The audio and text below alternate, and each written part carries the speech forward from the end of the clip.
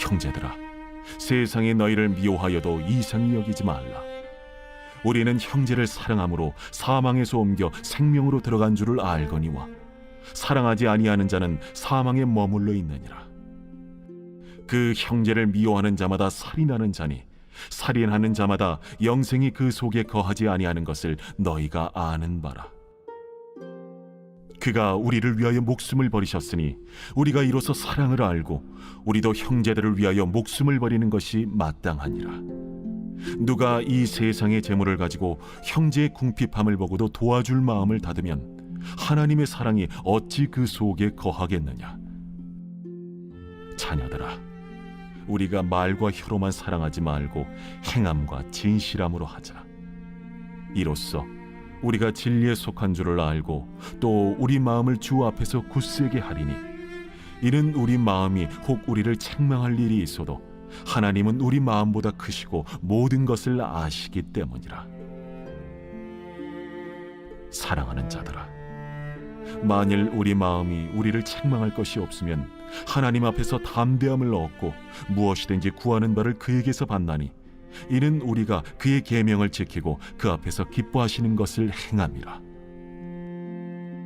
그의 계명은 이것이니 곧 그 아들 예수 그리스도의 이름을 믿고 그가 우리에게 주신 계명대로 서로 사랑할 것이니라.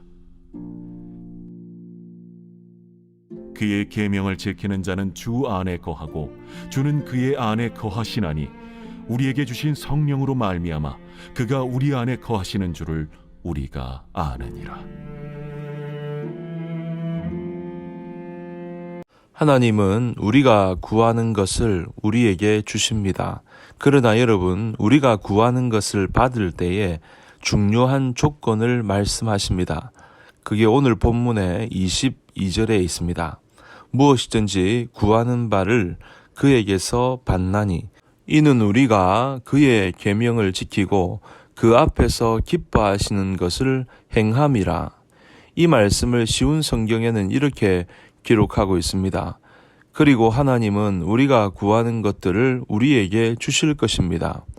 우리가 이러한 것들을 받을 수 있는 것은 우리가 하나님의 명령을 지켰고 하나님이 기뻐하시는 일들을 했기 때문입니다. 하나님은 우리가 구하는 것을 우리에게 주십니다.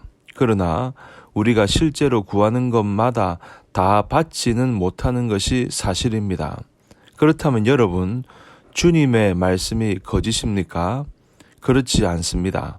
우리가 구하는 것마다 다 받기 위해서는 그 구하는 것이 무엇인가 하는 것이 중요하고, 또 한 가지는 구하는 이유가 중요합니다. 야고보 사도는 우리가 구하여도 받지 못하는 이유를 말씀하신 적이 있습니다. 그것은 우리가 잘못 구하기 때문이라고 했습니다. 다시 말해서 우리의 이기적인 욕구와 정욕을 채우기 위해 구하기 때문에 받지 못한다는 것입니다. 자, 그렇다면 우리가 어떻게 무엇을 구하여야 합니까? 오늘 본문의 말씀은 이렇게 기록하고 있습니다.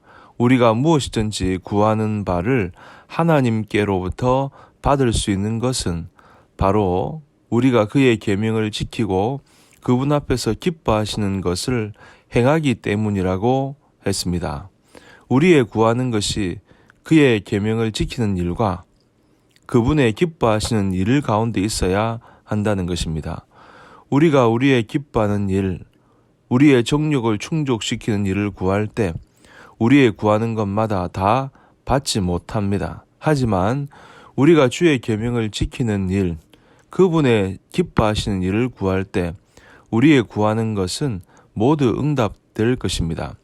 예를 하나 들어보겠습니다. 공부에는 별 취미가 없는 고3 아들을 둔 부모가 있습니다. 이제 시험은 한 달밖에 남지를 않았습니다.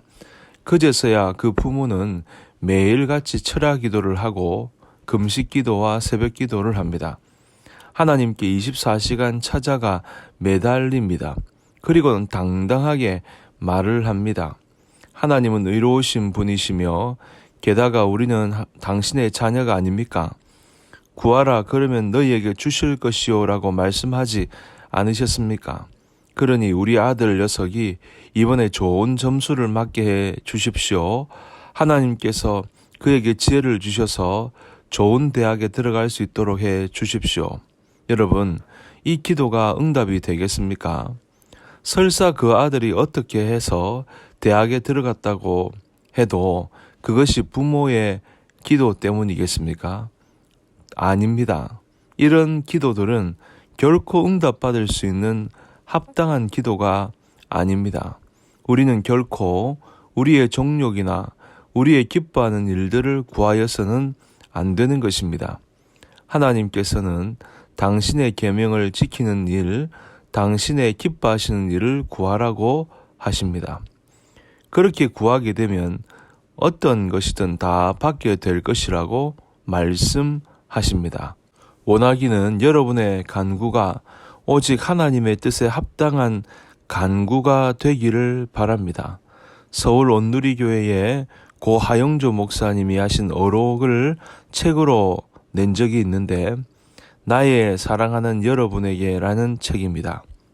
거기에 이런 글귀가 있습니다. 보통 사람들은 기도의 주제가 자기 자신입니다. 그래서 하나님의 뜻을 이루어 달라기보다는 자기의 뜻을 좀 이루어 달라고 기도합니다. 예를 들면 주님, 제가 이런 계획을 가지고 있습니다. 여기에 사인을 좀 해 주십시오. 이것을 위해 금식합니다. 철야하겠습니다. 40일 작정 기도하겠습니다. 그러니 꼭 이루어 주십시오. 하며 매달리는 것입니다.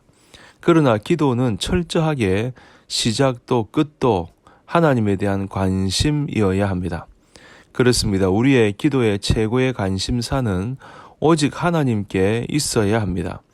우리의 기도의 시작도 하나님이고 우리의 기도의 끝도 하나님입니다. 그런데 더 중요한 사실은 형편없는 기도라도 하는 것이 낫다는 것입니다.